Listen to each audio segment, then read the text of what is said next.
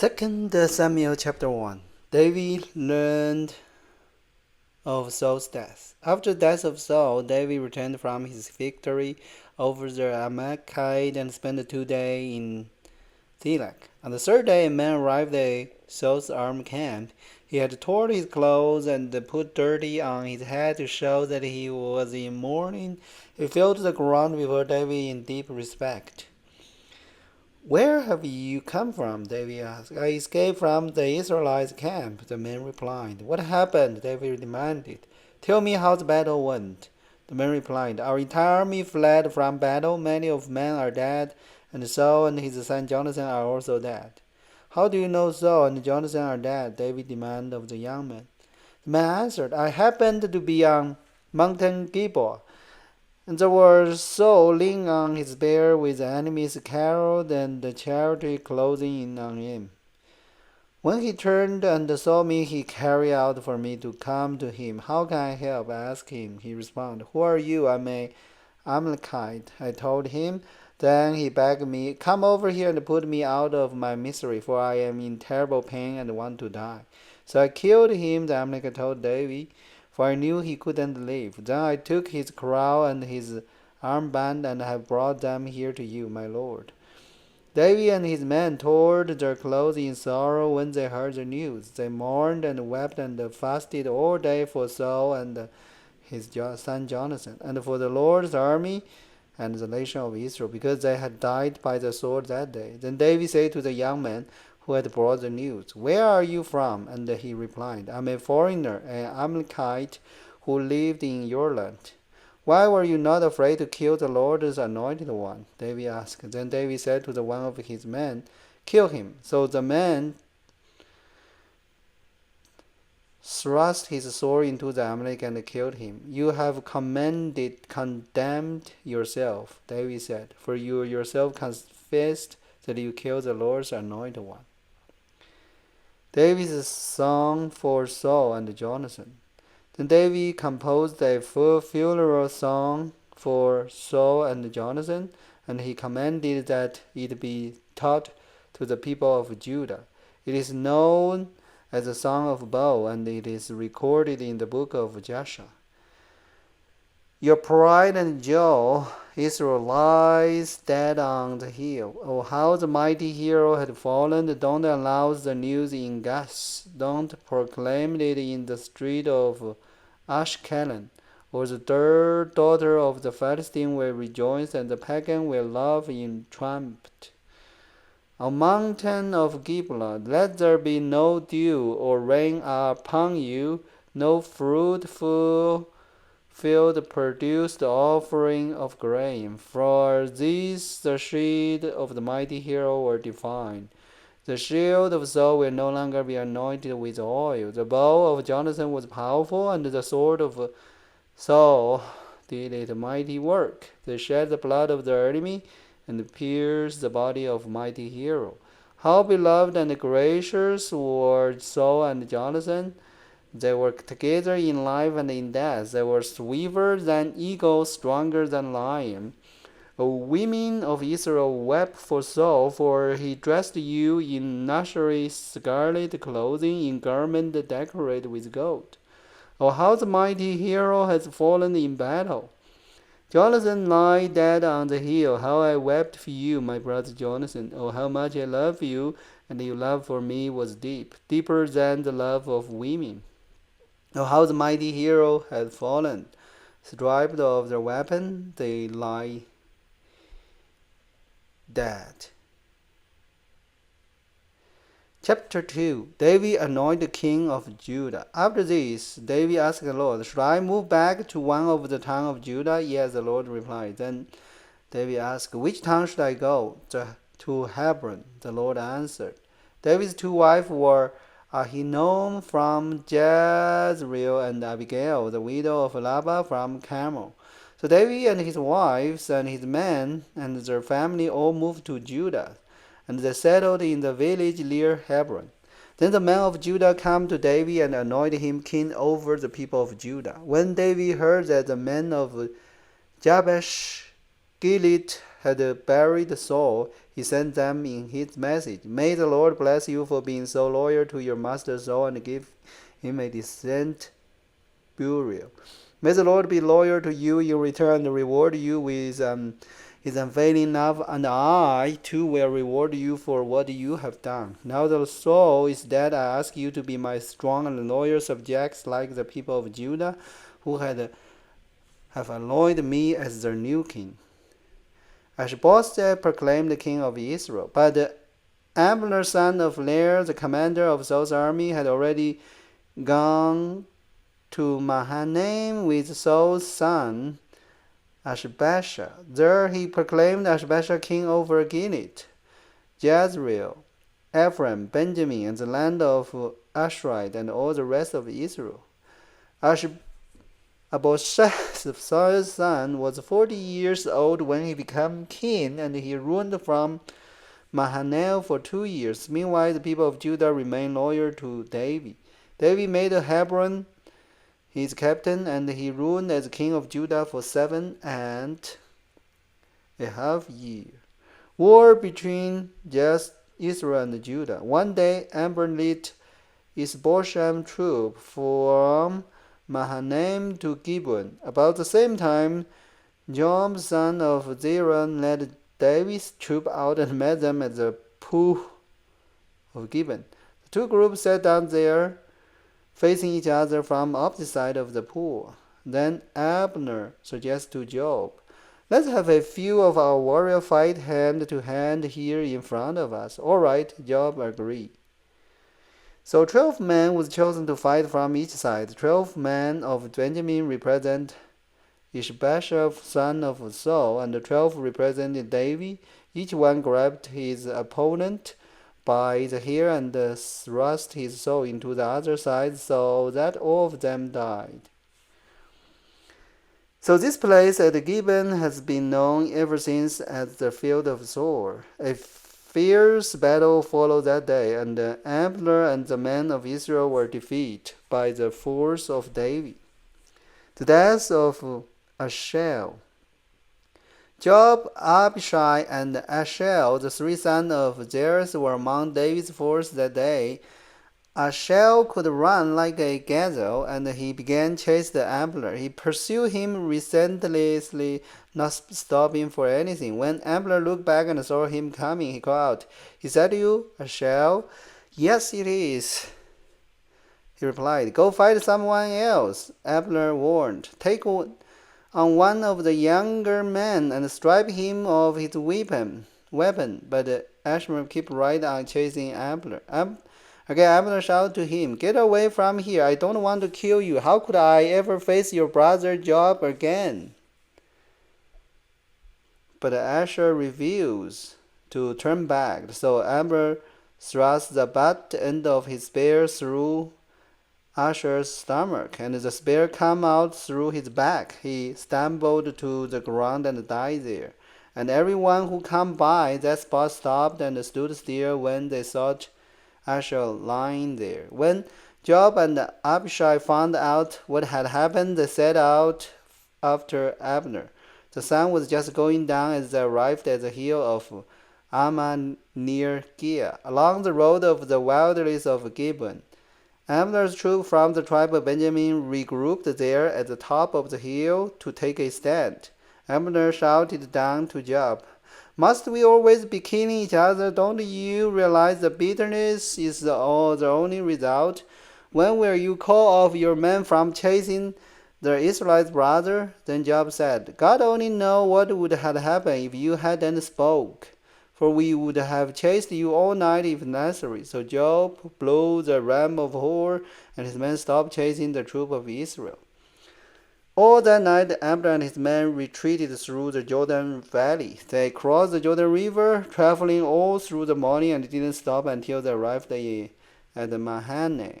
Meanwhile, Joab and his men also returned home. When Joab counted his casualty, he discovered that only 19 men were missing in addition to Asahel. But 360 of Abner's men had been killed, all from the tribe of Benjamin.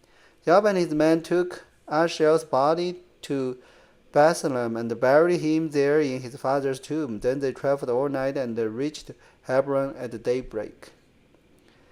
Chapter 3. That was the beginning of a long war between those who were loyal to Saul and those loyal to David. As time passed, David became stronger and stronger, while Saul's dynasty became weaker and weaker. David's son born in Hebron.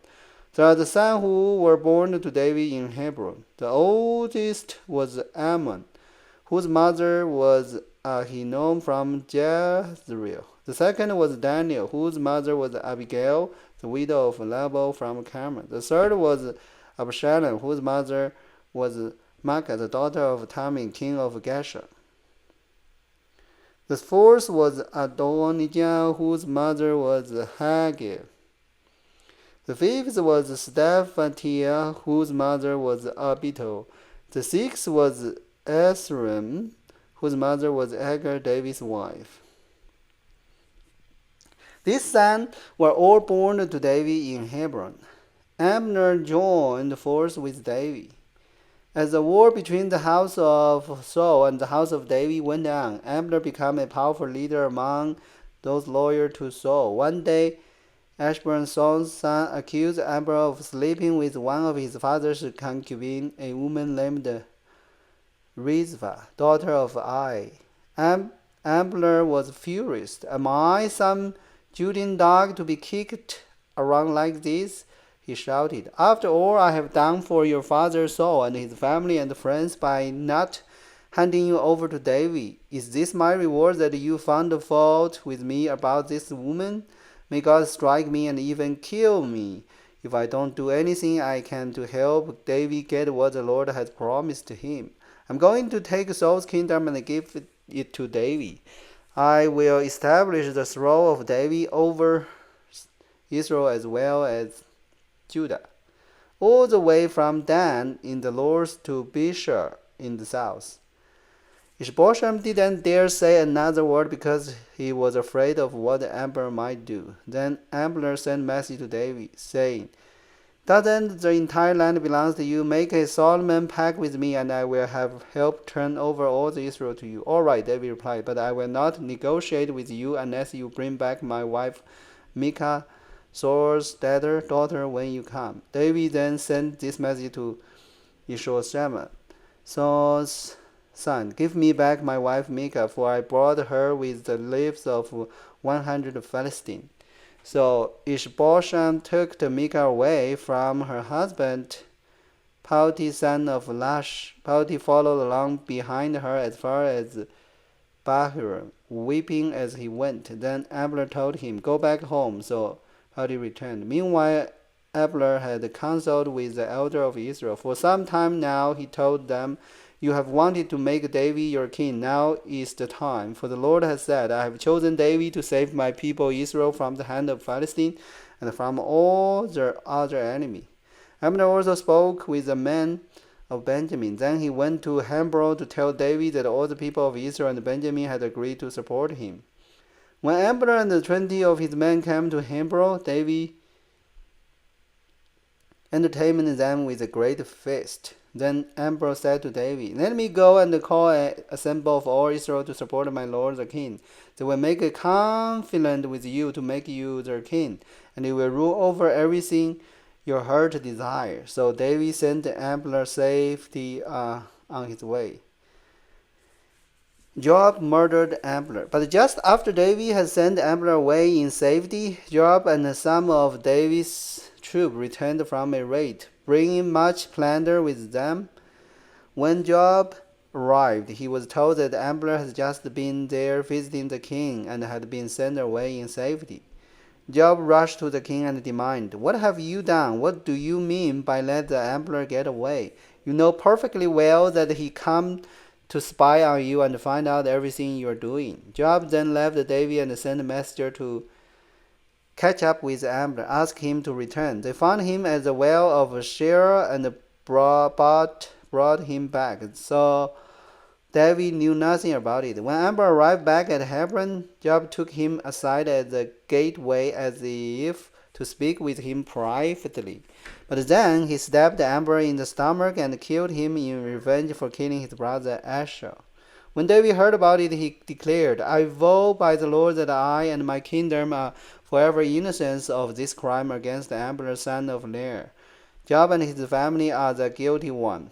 May the family of Joab be cursed in every generation with a man who has been open sword or leprosy, or who walked on crutch, or died by the sword, or begged for food. So Joab and his brother Abishai killed Amber because Amber had killed their brother Asher at the battle of Gibeon.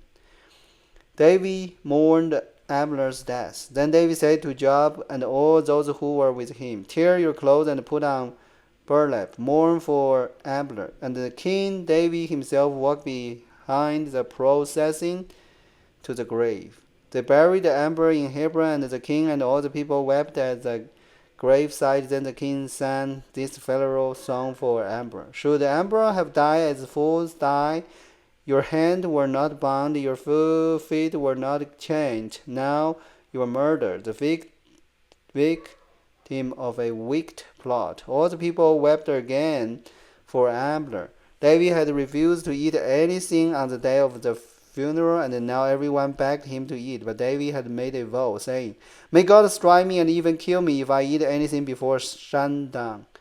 This pleased the people very much. In fact, everything the king did pleased them. So everyone in Judah and all Israel understood that David was not responsible for Abner's murder.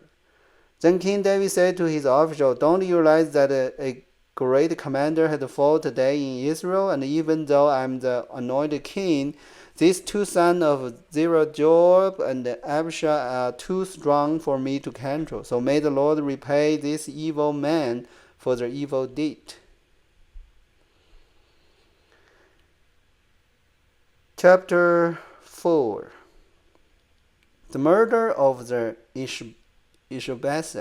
When Ishbosheth, Saul's son, heard about the Abner's death at Hebron, he lost all courage, and all Israel became paralyzed with fear. Now there were two brothers, Bana and Rechah, who were captain of Ashbel raiding party. They were sons of Raymond, a member of the tribe of Benjamin who lived in Beeros. The town of Beeros is now part of Benjamin's territory because the original people of Beeros filled the Gittim where they still lived as foreigners. Saul's son Jonathan had a son named Mephibosheth, who was crippled as a child. He was 5 years old when the report came from Judges that Saul and Jonathan had been killed in battle. When the child's nurse heard the news, he picked him up and fled, but as he hurried away, he dropped him and he became crippled. One day, Rechab and Bana, the son of Ram from the bureau, went to Isabel's house around noon as he was taking his midday rest. The doorkeeper, who has been shifted weak, because drowsy and fell asleep, so Ribkah and Bana slipped past her. They went in the house and found Isabel sleeping on his bed. They struck and killed him and cut off his head. Then taking his head with them, and they fled across the Jordan Valley through the light. When they arrived at Hebron, they presented Ishbosheth's head to David. Look, they exclaimed the king, here is the head of Ishbosheth, the son of your enemy's son, who tried to kill you. Today the Lord has given my lord the king revenge on Saul and his entire family. But David said to Rechab and Bana, the Lord who saved me from all enemy is my witness. Someone once told me Saul is dead, thinking he was bringing me good news, but I seized him and killed him at Ziklag. That's the reward I give him for his news. How much more should I reward the evil man who have killed an innocent man in his own house and on his own bed? Should I hold you responsible for his blood and rid the earth of you? So David ordered his young men to kill them, and they did. They cut off their hands and feet and hung their body beside the pool in Hebron. Then they took Israel's head and buried in the Amber's tomb in Hebron. And then we will go into the chapter 5. Okay, so those 4 chapters talking about the Saul's death and David anointed king by Judah.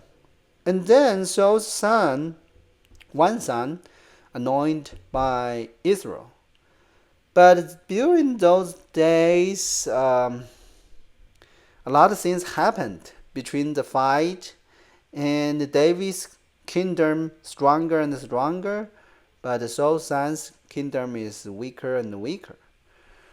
Finally, Abner going to join David, but he got murdered by David's commander because before story. And then the Saul's son also get murdered by his officer. But David killed those people because those people doing evil things.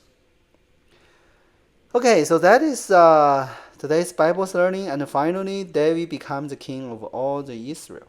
So that is how Israel become a whole country, and also that is give some hint for later after his son Solomon why Israel, the whole country separated two parts again, and why the tribe of Judah still loyalty to David's descendants. I think that is the beginning why the story started, and that is how the story ended. Alright, so that is today's Bible learning. Hope everybody like it. God bless you, everyone. Let's see you tomorrow.